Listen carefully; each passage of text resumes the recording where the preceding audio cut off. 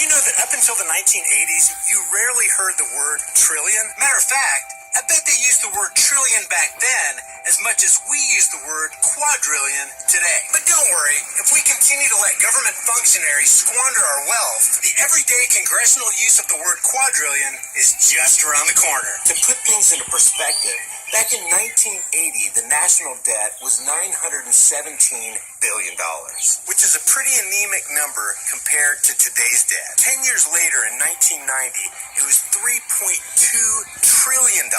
By the year 2000, it had almost doubled to $5.6 trillion. 4 years later, in 2004, the national debt increased to $7.6 trillion.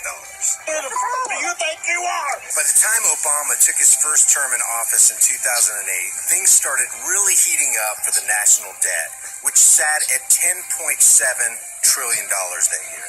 So from our country's inception in 1776 to 2008, in that 232-year period of time, our country accumulated $10.7 trillion of debt. But check this out. When Obama was sworn into office on January 20th, 2009, the national debt was $10.7 trillion.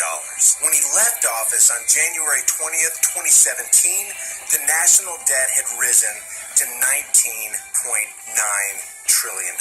His administration had overseen the accumulation of over $9 trillion in 8 years, when it had taken 232 years to accumulate the first 10 trillion. Now, some might say, Brian, don't worry about it. Politicians and central bankers know exactly what happened to that money. Well, check this out. There's a table on page 26, which I've seen this interview. Of your balance sheet. And one of the entries on the balance sheet is under assets, central bank liquidity swaps, which shows an increase from the end of 2007 from $24 billion to $553 billion in change at the end of 2008. What's that? Those are swaps that were done with foreign central banks. So who got the money? To financial institutions in Europe and other countries. Which ones? I don't know. What do you get paid for? Good people used to do this. Jump out windows. $500 billion and you don't know when they lost money. The loan went to the loans go to the central banks, and they then put them out to their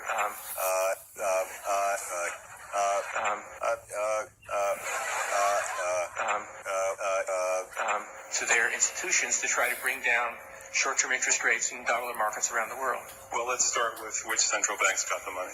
There are 14 of them, which are listed in our. I'm sure they're listed in here somewhere. All right. So, who actually made that decision to hand out $1 trillion that way? $500 billion. Who made that decision? The Federal Open Market Committee. Okay. And was it done at one time or in a series of meetings? A series of meetings. And under what legal authority? We have a long-standing legal authority to do swaps with other central banks. It's not costing Americans anything. We're getting interest back and it comes back. It's not at the cost of any American credit. Well, look at the next page. The very next page has the U.S. dollar nominal exchange rate, which shows a 20% increase in the U.S. dollar nominal exchange rate at exactly the same time that you were handing out $500 billion to foreigners. You think that's a coincidence? Yes. So who got the money?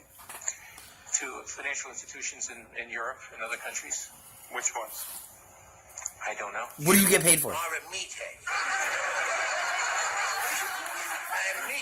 Dead from the neck up. I don't know. He doesn't know who he gave $500 billion to? How about this example? The adversary is closer to home. It's the Pentagon bureaucracy. According to some estimates, we cannot track $2.3 trillion in transactions. $2.3 trillion unaccounted for? Maybe this small example will hammer the point home. Right, but you're the Inspector General. My question to you specifically is, do you know who received that $1 trillion plus that the Fed extended and put on its balance sheet since last September? Do you know the identity of the recipients?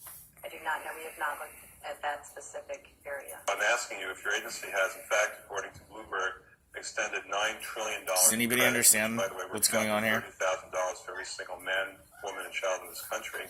I'd like to know If you're not responsible for investigating that, who is? Would you mind repeating the question one more time? What have you done to investigate the off-balance sheet transactions conducted by the Federal Reserve, which, according to Bloomberg, now total $9 trillion in the last 8 months? I'll have to look specifically at that Bloomberg article. I'm not.